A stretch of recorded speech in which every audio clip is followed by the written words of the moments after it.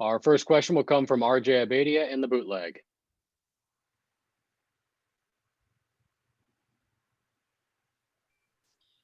Hey, Mike. Not to just constantly harp on the high school days, but I know that Trent McDuffie is a guy that you've had some battles with. Just curious what you've seen from his growth from the time when you were going up against him then to what he's kind of showing you on film now. Yeah, I actually don't think I played against him in high school. I don't think he was at Bosco when I was there, because I remember I went against Chris Steele my senior year of high school. Okay, But so I you don't missed I him don't by know if one year. yeah, he wasn't the other corner at the time because I think he transferred there when I was a freshman at Stanford. But I mean, I can talk about his growth from last year to this year. Yeah, and just kind of the Husky secondary in general. What kind of looks do they like to give, and kind of what do they do really well? Yeah, definitely have a talent. I think they're definitely have a talented group. Probably one of the better groups we've seen. I mean, we've definitely went against some highly touted defensive backs, but I think this group is definitely well put together, and Molden and Keith Taylor and Trent McDuffie, and I'm expecting definitely get a lot of one-on-one coverage because I think Washington definitely has a lot of trust and belief in their guys, as they should, and they've shown on tape that they can cover receivers pretty well.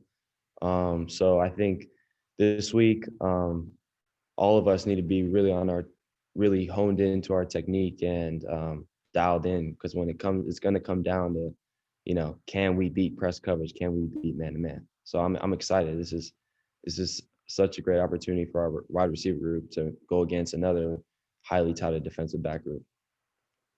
Do they tend to trust their guys with man coverage and press coverage? Is that something that you're seeing on the film? Yeah, they run a decent amount of cover one. I know they have a lot of trust in their nickelback, in Elijah Molden. So I'm excited to go up against him in the slot and get after him and compete against him, because I know he's definitely a highly touted guy in terms of on the draft boards and whatnot. So I'm just excited to put on my best game this week. Thank you. Our next question comes from Harold Gutman with the San Jose Mercury News. Hey, Michael. Just to go on Friday from like the kind of the big, the highlight of the season, getting the axe back, and then to find out 24 hours later that the season was sort of in doubt for you guys with the health order. Just what was that kind of whiplash like for you? Yeah, it was a scare at first, but I'm just so thankful that we now have the opportunity to, be able to play the game that we love. I know Santa Clara the county's definitely looking out and for the best interest of the health and safety of the citizens that live there. And I know football is not probably the number one priority, but just so thankful and appreciative that Stanford was able to put us in a position to be able to play the game that we love.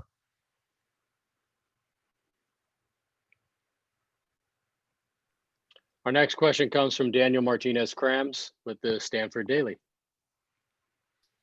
Hey, Michael, excuse me if this is too personal, but I know a big week for Sophia last week, had her first cap. And then were you able to watch that women's national team game before your big game on Friday?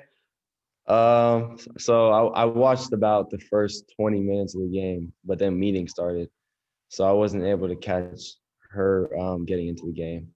But I definitely, my mom was texting me and my brother was texting me because they're watching at home, and sent me video of her going in for the first time. So that was super exciting for her, and couldn't be more proud of her.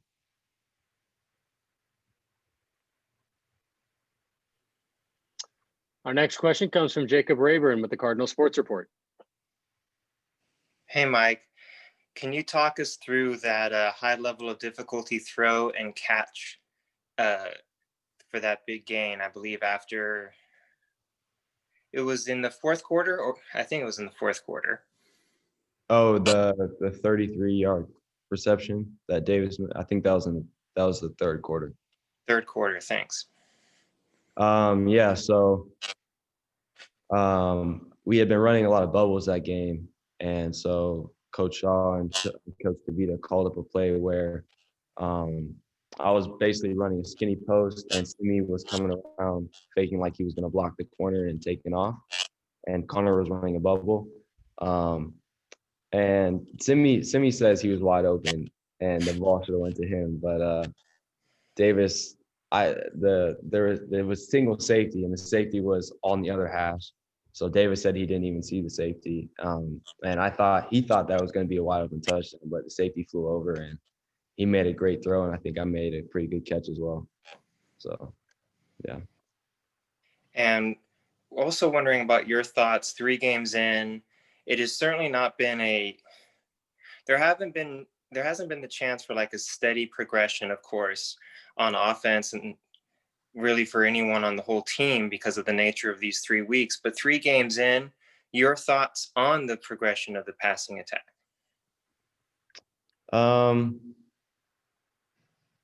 I definitely feel that it's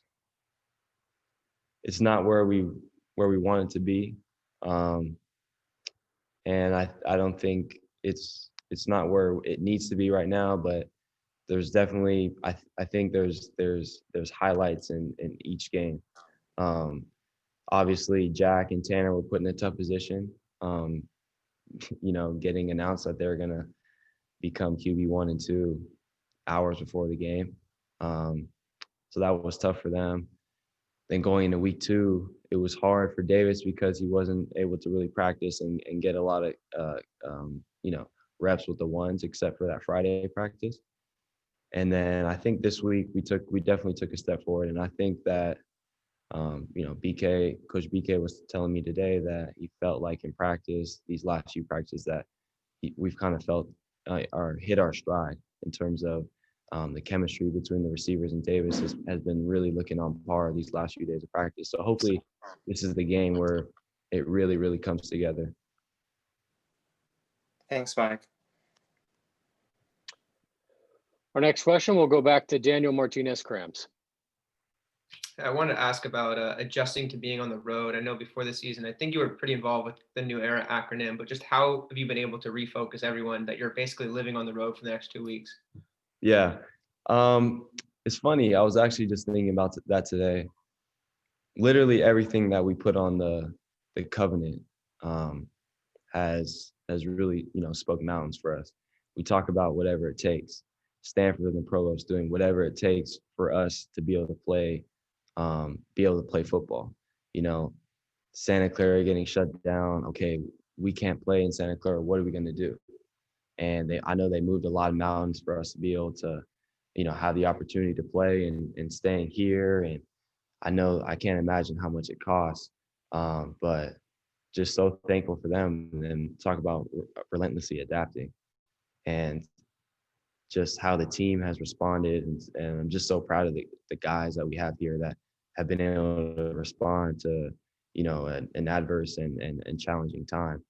I know it's not easy for a lot of the equipment staff, the coaching staff, the training staff having to leave their families for, a few weeks. And I know a lot of staff on our team have young kids.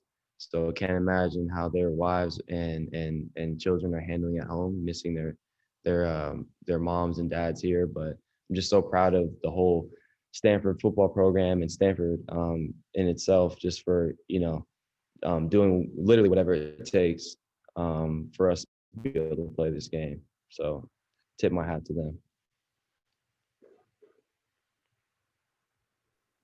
Any further questions for Michael Wilson? All right. Thank you, Michael, for your time. I appreciate it. Thank you.